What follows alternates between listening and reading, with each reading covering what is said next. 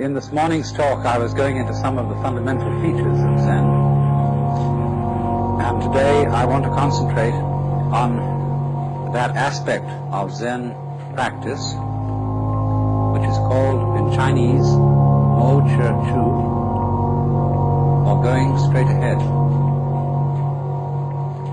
A master who was once asked, "What is the Tao, the way?" replied, "Walk on." Actually, go. As we say, go man, go. Go, go. And it is this aspect of Zen which is what is truly understood by detachment, or having a mind that isn't sticky and that isn't stopped at any point in its whole working.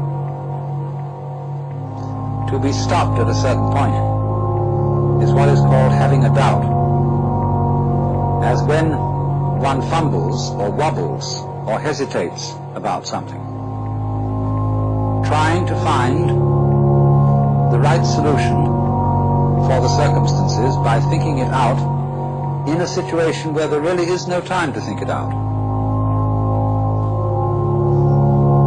So that when a Zen teacher asks his disciple a question, he expects an immediate answer, as it were without thought or premeditation.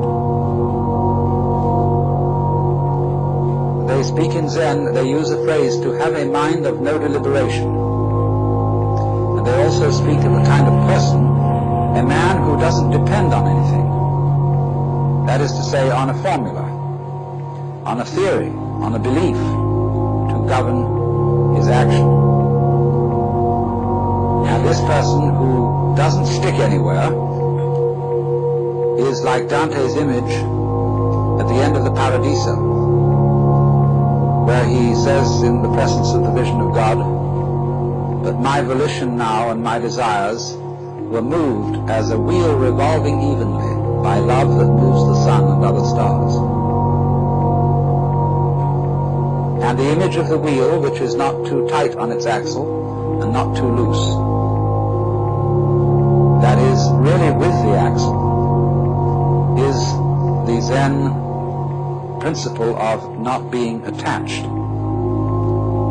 not being sticky. It's very difficult for us to function in that way because we've been brought up to believe that there are two sides to ourselves. One, the animal side, and the other, the human and civilized side. And these are expressed in what Freud calls the pleasure principle, which he classifies with the animal side, with the id, and the other, the reality principle, which he puts on the side of society and the superego. And man is so split that he is in a constant fight between these two. Theosophists sometimes speak of our having two selves, the higher self, which is spiritual, and the lower self, which is merely psychic, the ego. And therefore the problem of life is to make the one self, the higher one, take charge of the lower, as a rider takes charge of a horse.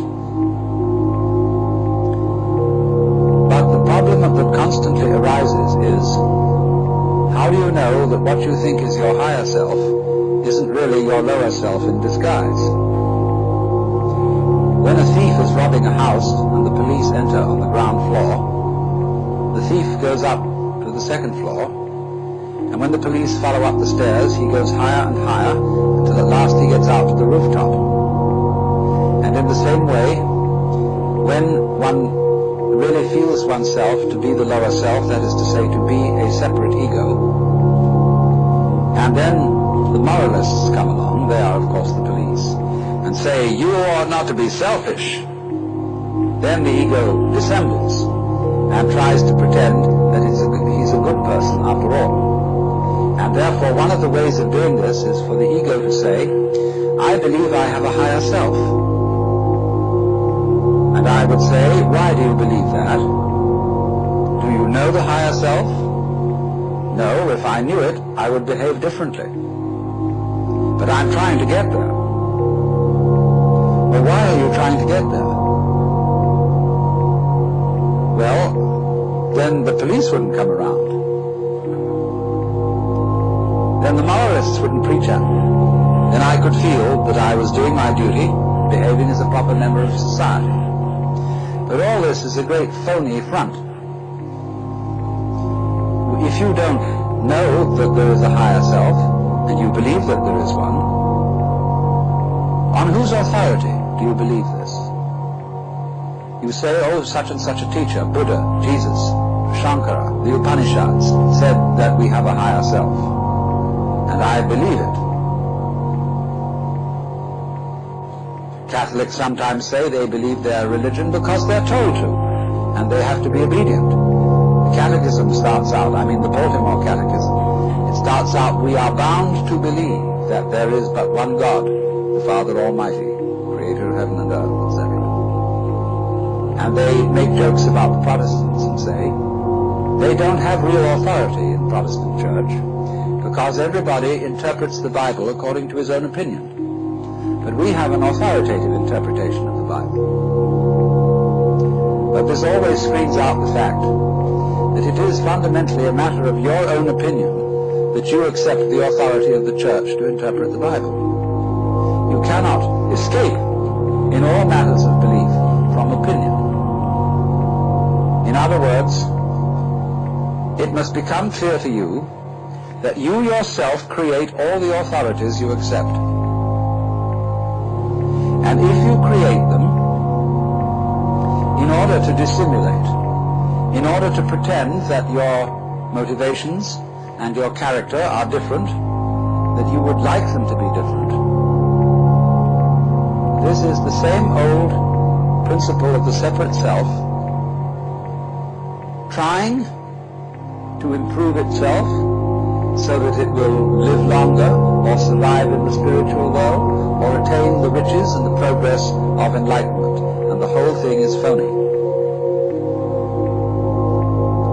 So in Zen, a duality between higher self and lower self is not made. Because if you believe in the higher self, this is a simple trick of the lower self. If you believe that there is no really lower self, that there is only the higher self, but that somehow or other the higher self has to shine through, the very fact that you think that it has to try to shine through still gives validity to the existence of a lower self. If you think you have a lower self or an ego to get rid of, and then you fight against it, nothing strengthens the delusion that it exists more than that. So this tremendous schizophrenia in human beings of thinking that they are rider and horse, soul in command of body, or will in command of passions, wrestling with them, all that kind of split thinking simply aggravates the problem. And we get more and more split. And so we have all sorts of people engaged in an interior conflict which they will never resolve. Because the true self, either you know it or you don't. If you do know it, then you know it's the only one, and the other so-called lower self just ceases to be a problem. It becomes something like a mirage, and you don't go around hitting at mirages with a stick or trying to put reins on them. You just know that they're mirages and walk straight through them. But if you are brought up to believe yourself split, I remember my mother used to say to me when I did naughty things, she said, "Alan, that's not like you."